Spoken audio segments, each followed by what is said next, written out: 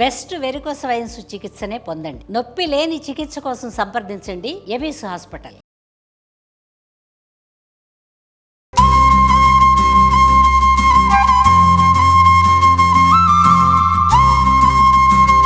Welcome to Suman TV. Idli పొడి చేసుకుంటాం, మనం కారపొడి చేస్తాం, పప్పుల పొడి, బొళ్ళని పొడి చేసుకుంటాం కదా, కందిపొడి చేసుకుంటాం అన్నంలోకి.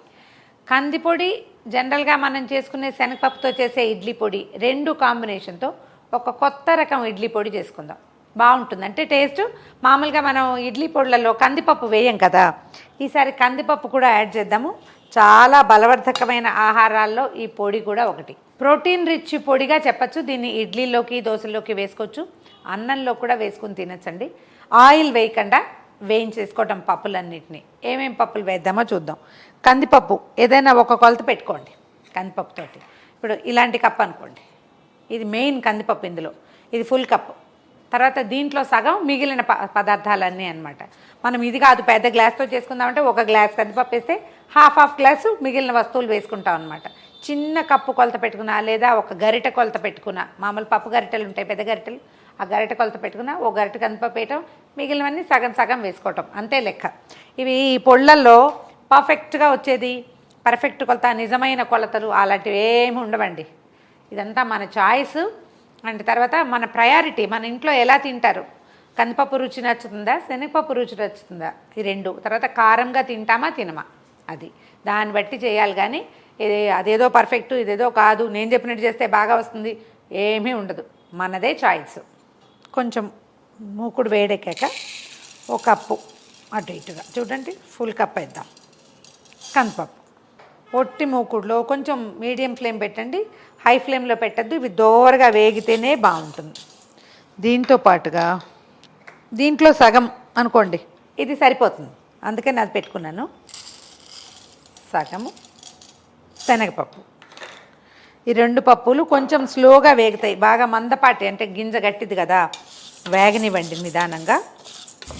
పప్పులు సగం వేగాక మనం చిన్న కప్పు పెట్టుకున్నాం కదా ఆ హాఫ్ పల్లీలు వేయండి. తర్వాత అదే హాఫ్ ధనియాలు కూడా, జీలకర్ర. అంత ఫుల్గా వేగిపోయినా పర్వాలేదు, కొంచెం తగ్గించుకోవచ్చు. అండ్ కాసిని మిరియాలు వేద్దాం, అంటే పావు అన్నమాట మనం వేసింది. ఇప్పుడు మళ్ళీ నిదానంగా ఈ మిగిలిన పప్పులు, ధనియాలు, పల్లీలు అన్నీ వేగేదాకా తాపిగా వేయించండి. చివరికి మనం ఎండుమిర్చి వేసుకుంటాం.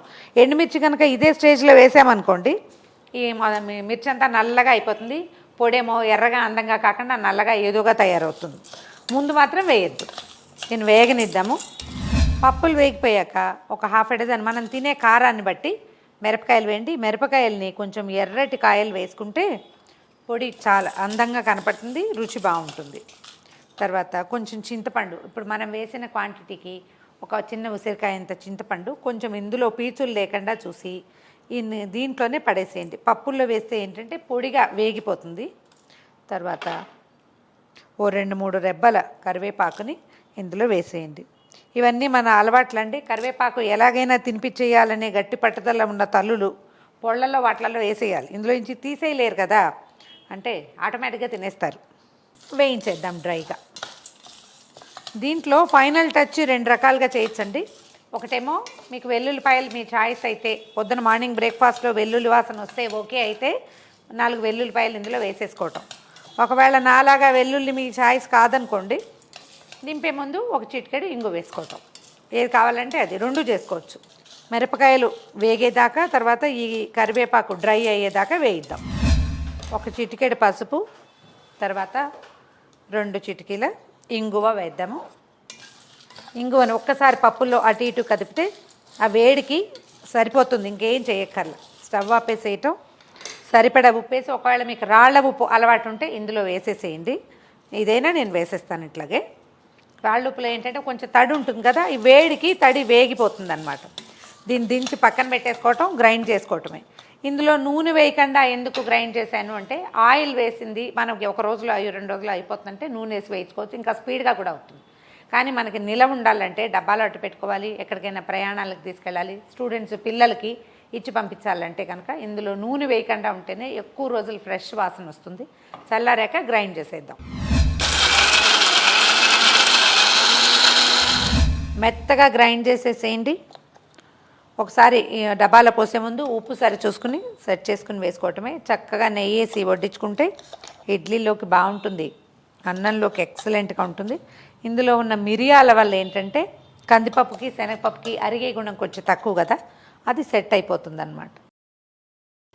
నెలకు ఒకసారి చేసి పెట్టుకోవచ్చు, వాసన బాగుంటుంది. దీని ఏంటంటే కొంచెం ఎయిర్ టైట్ కంటైనర్లో మాత్రం వేసి పెట్టుకోండి.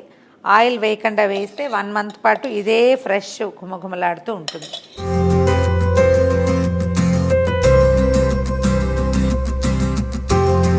కొంచెం చిన్న చిన్న మార్పులతోటి కొత్త రకం ఇడ్లీ పొడి ట్రై చేసి చూడండి. ఈ వీడియో కనుక మీకు నచ్చినట్లయితే లైక్ చేయండి, షేర్ చేయండి. మరిన్ని ఇంట్రెస్టింగ్ వీడియోల కోసం సుమన్ టీవీకి సబ్స్క్రైబ్ చేసుకోండి.